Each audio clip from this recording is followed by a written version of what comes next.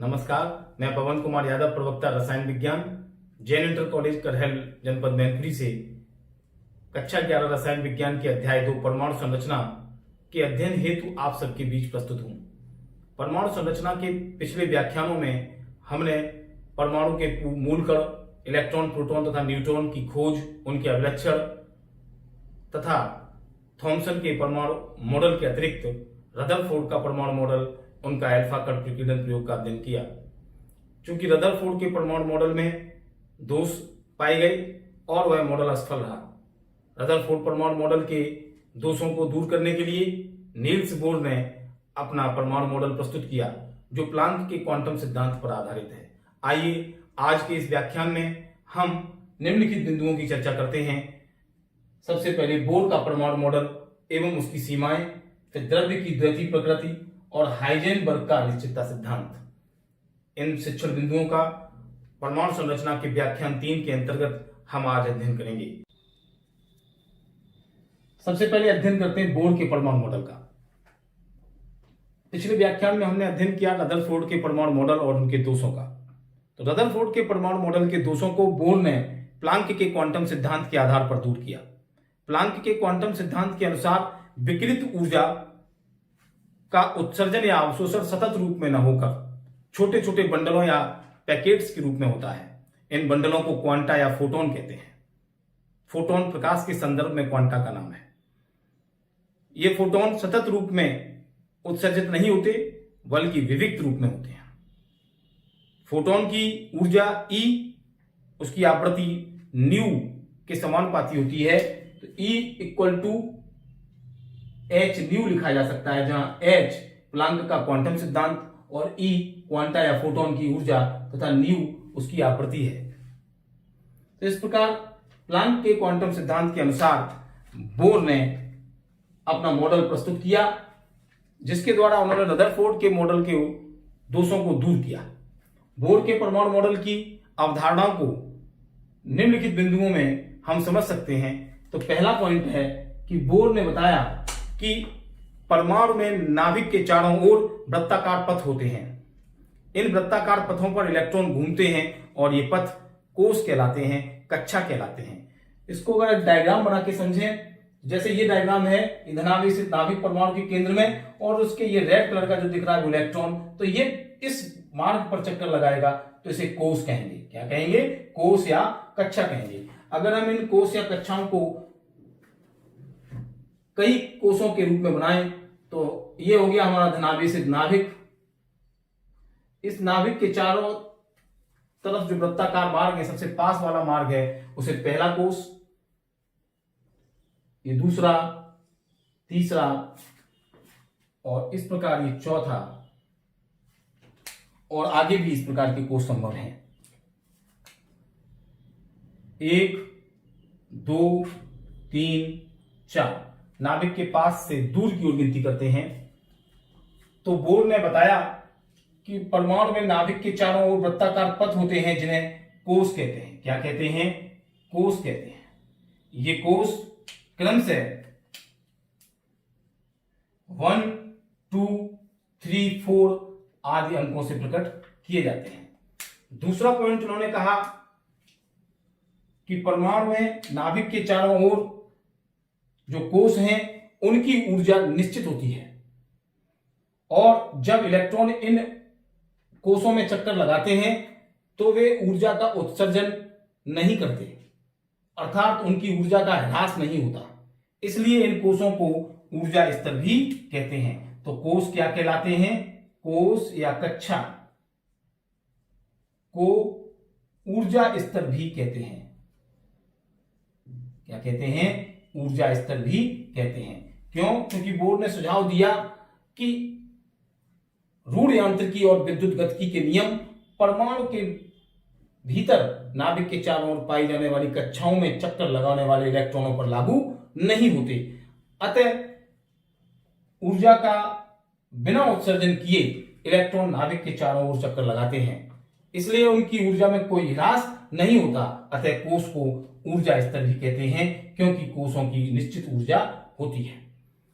तो इन ऊर्जा स्तरों को अंग्रेजी के K, L, M एन आदि अक्षरों से प्रकट करते हैं, तो हम इन 1 2 3 4 को के, एल, एम और एन से भी प्रकट कर सकते हैं।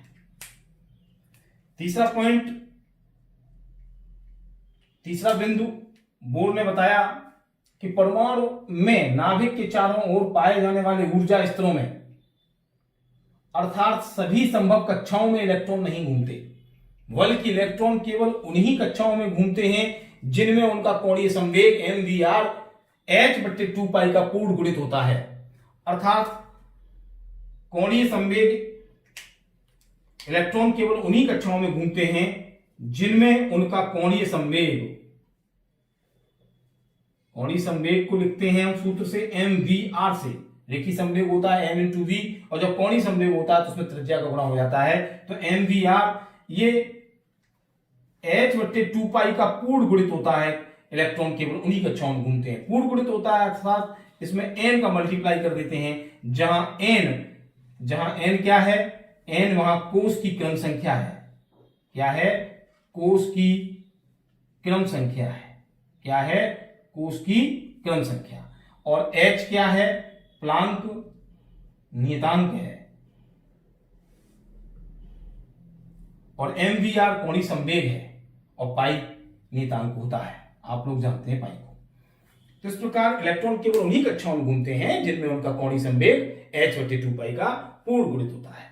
चौथी बात बोर्ड ने बताई, जो इस डायग्राम के द्वारा हम समझ सकते हैं, तो चौथे पॉइंट को हम उधर ही लिखते हैं। यहां पर बोर्ड ने बताया कि जब इलेक्ट्रॉन नाभिक के चारों ओर चक्कर लगाता है तो वहां एक विद्युत आकर्षण बल कार्य करता है, क्योंकि इलेक्ट्रॉन ऋणावेशित होते हैं और नाभिक धनावेशित होता है। ये इलेक्ट्रॉन है रेड कलर का और ये नाभिक धनावेशित है। इन दोनों के बीच एक विद्युत आकर्षण बल कार्य करता है जो नाभिक की ओर, जिसकी दिशा नाभिक की ओर होती है। इसके ठीक विपरीत दिशा में इलेक्ट्रॉनों के रोटेशन, घूर्णन से उत्पन्न अपकेंद्र बल कार्य करता है।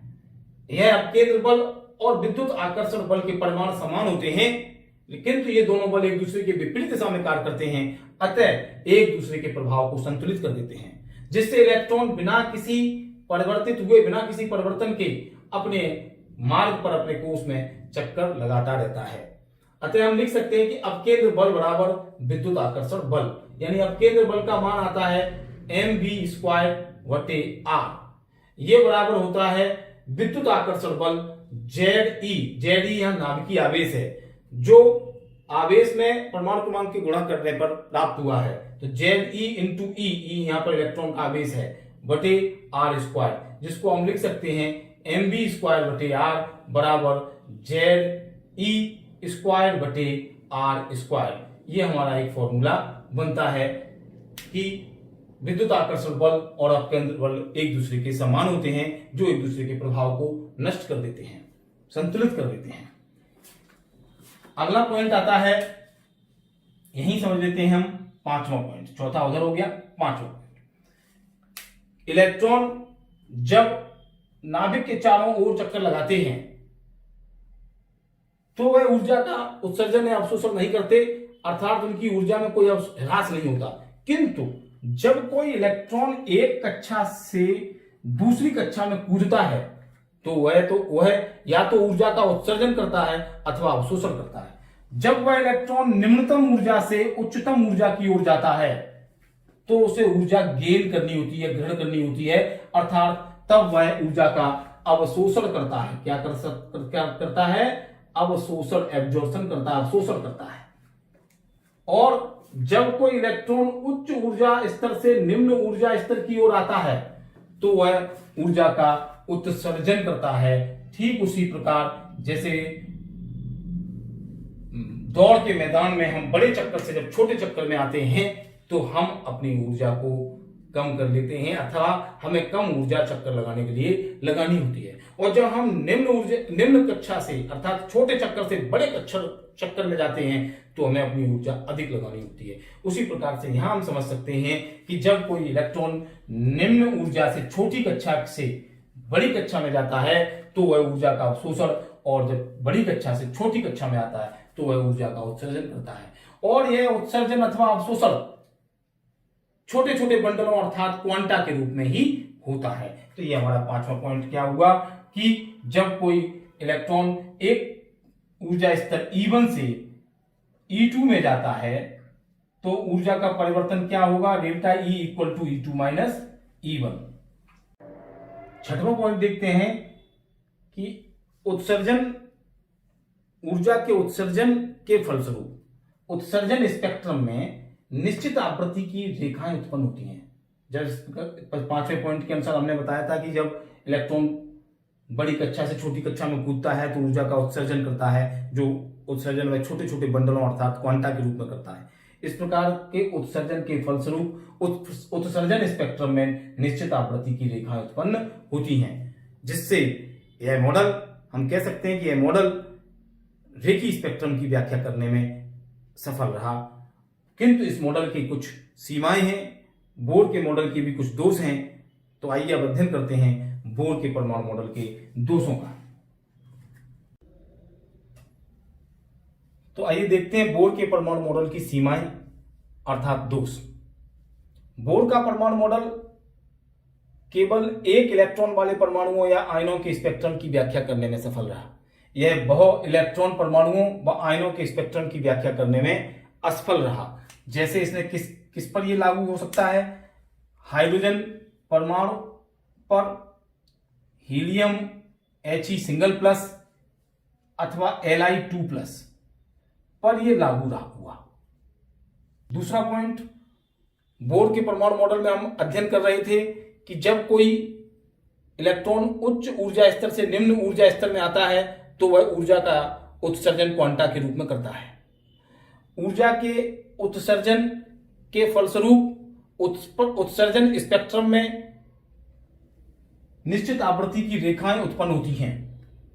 जब उच्च विभेदन क्षमता के स्पेक्ट्रोस्कोप के द्वारा इन स्पेक्ट्रमों का अध्ययन किया गया तो पाया गया कि ये स्पेक्ट्रम रेखाएं सूक्ष्म संरचनाओं की बनी होती हैं। किसकी बनी होती हैं? सूक्ष्म संरचनाओं की बनी होती हैं। इनकी व्याख्या करने में बोर का सिद्धांत असफल रहा।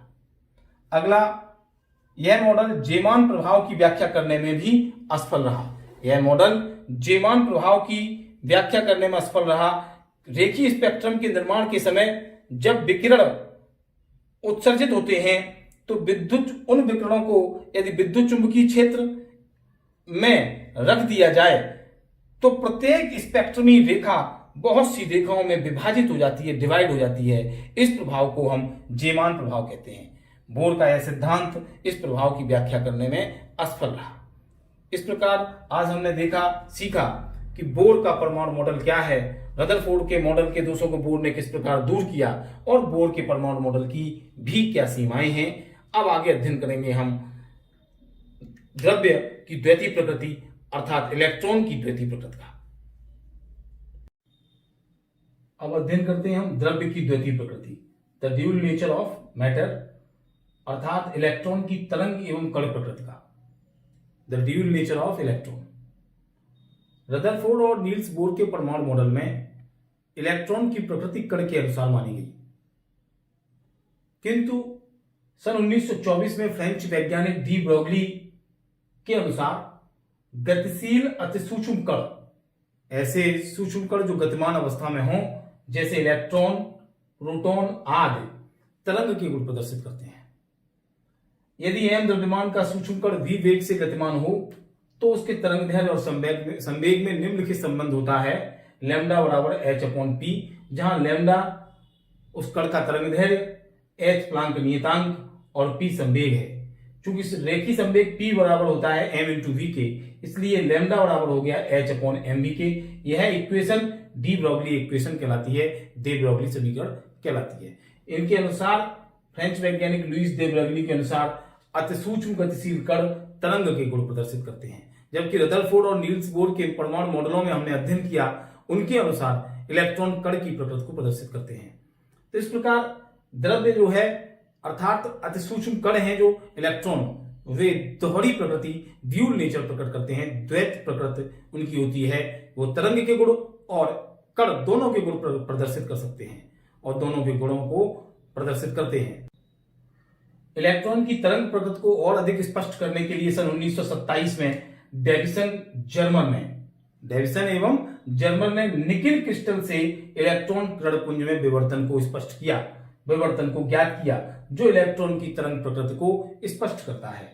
उसके बाद 1927 में रीड और थॉमसन ने ज्ञात किया कि प्रकाश के समान इलेक्ट्रॉन व्यतिकरण क्रिया को प्रदर्शित करते हैं और इस प्रकार इन सभी प्रयोगों से स्पष्ट होता है, निष्कर्ष निकलता है कि इलेक्ट्रॉन तरंग के गुण प्रदर्शित करते हैं। जबकि हमने अध्ययन किया है रदरफोर्ड और नील्स बोर के परमाणु मॉडलों में कि इलेक्ट्रॉन कण के समान व्यवहार करते हैं। कैथोड किरण की खोज और इलेक्ट्रॉन की खोज के प्रयोगों के आधार पर भी यह स्पष्ट हुआ है कि इलेक्ट्रॉन कण की प्रकृति को प्रदर्शित करते हैं। इलेक्ट्रॉनों की खोज और कैथोड किरणों के प्रयोगों से भी स्पष्ट होता है कि इलेक्ट्रॉन कण के समान व्यवहार प्रदर्शित करते हैं।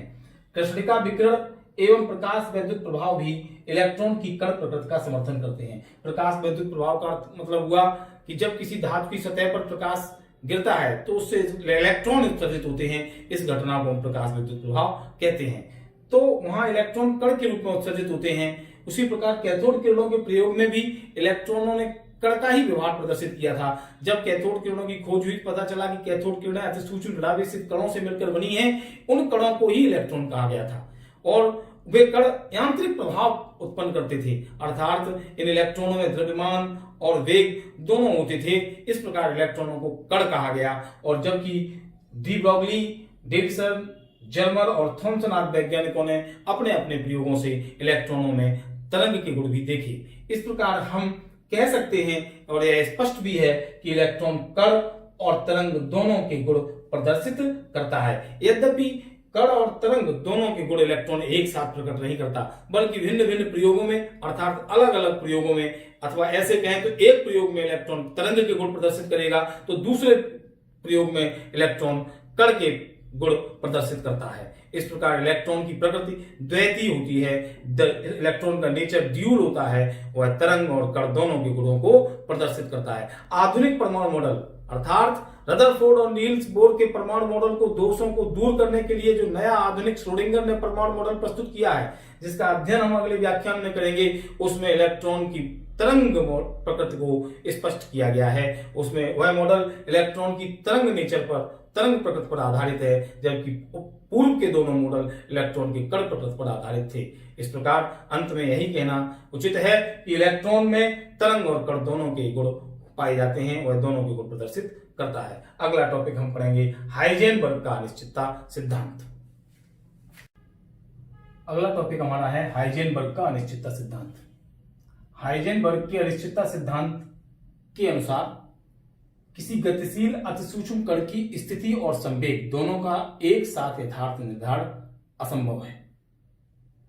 जैसा कि हम जानते हैं, बोर के परमाणु मॉडल में इलेक्ट्रॉन की गति अर्थात संवेग और इलेक्ट्रॉन की स्थिति का एक साथ निर्धारण किया गया, जो हाइजेनबर्ग के अनिश्चितता सिद्धांत के विपरीत है। हाइजेनबर्ग का अनिश्चितता सिद्धांत कहता है कि किसी गतिशील अतिसूक्ष्म कण जैसे इलेक्ट्रॉन की स्थिति एवं संवेग या वेग दोनों का एक साथ यथार्थ निर्धारण असंभव है।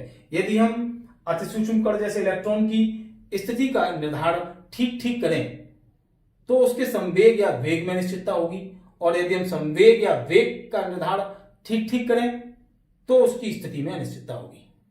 यदि अतिसूक्ष्म कण इलेक्ट्रॉन की स्थिति में अनिश्चितता को डेल्टा एक्स तथा संवेग में अनिश्चितता को डेल्टा पी मान लें तो दोनों अनिश्चितताओं का गुणनफल या तो h/4 पाई के बराबर होता है अथवा अधिक होता है, यानी delta x into delta p is equal to h/4 pi और delta x into delta p is more than h/4 pi. अर्थात दोनों अनिश्चितताओं का गुणनफल h/4 पाई के बराबर होता है या अधिक होता है। यहां डेल्टा एक्स क्या है? स्थिति में अनिश्चितता, कण की स्थिति में अनिश्चितता,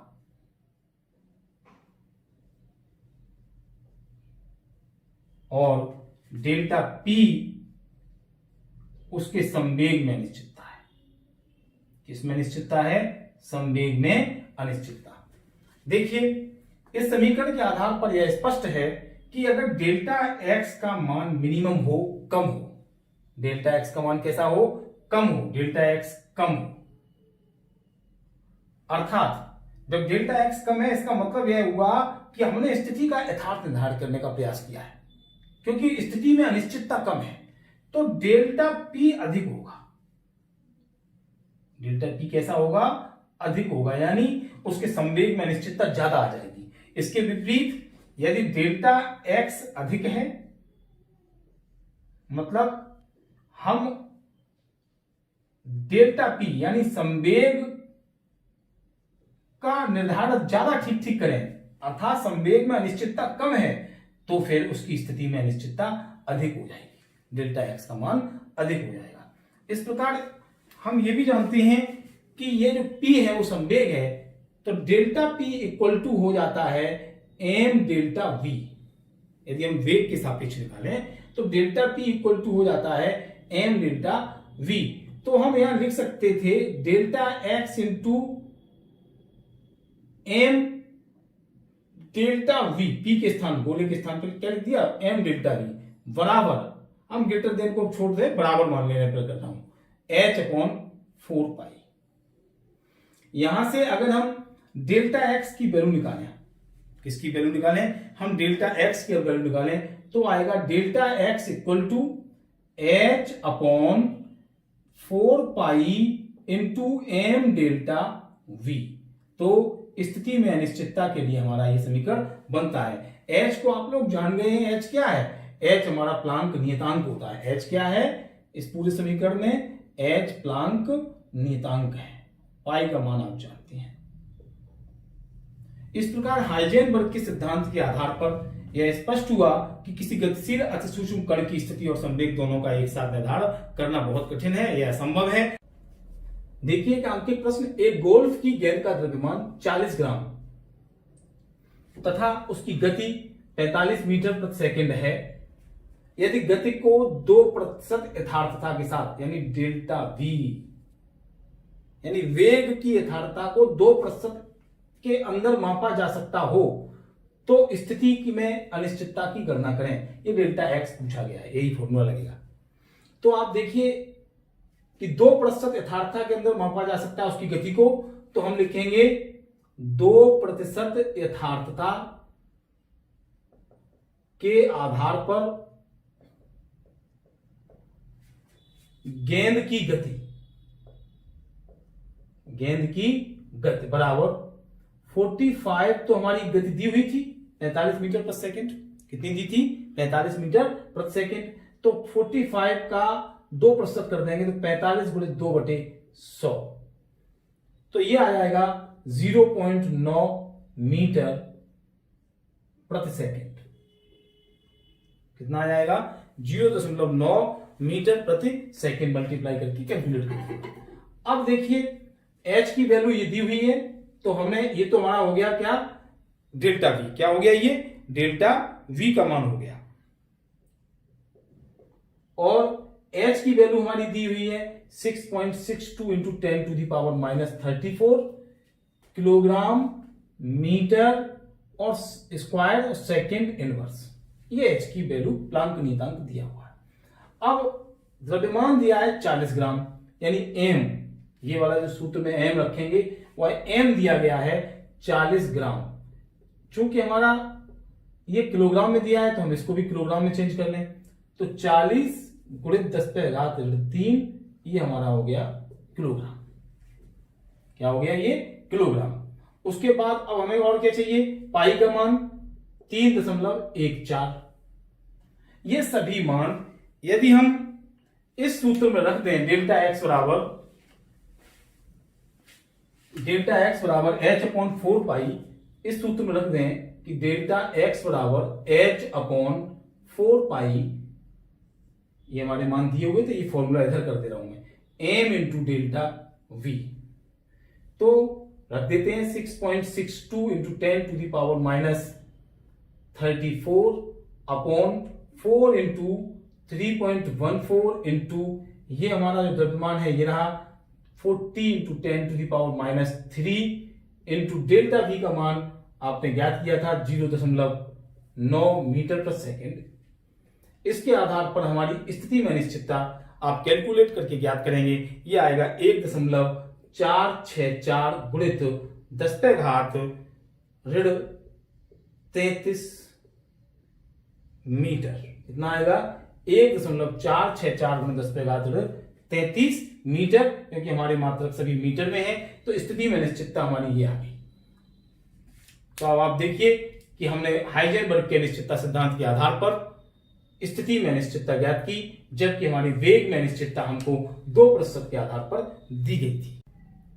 यह आपका गृह कार्य है कि आप हाइजेनबर्ग के अनिश्चितता सिद्धांत पर आधारित अंकित प्रश्नों को हल करेंगे। साथ ही आपको गृह कार्य के रूप में हम यह भी कार्य सौंप रहे हैं कि आप दीक्षा ऐप की सहायता से इस व्याख्यान से संबंधित स्वलिखित नोट्स बनाएं और माध्यमिक शिक्षा परिषद के YouTube चैनल पर जाकर इन वीडियोस को बार बार देखें और उनको लर्न करें, याद करें, ताकि आप अच्छे से इस व्याख्यान से संबंधित विषय वस्तुओं पर अपनी पकड़ बना पाएं। आप सभी के उज्जवल भविष्य की कामना करता हूं। बहुत बहुत धन्यवाद, बहुत बहुत शुभकामनाएं।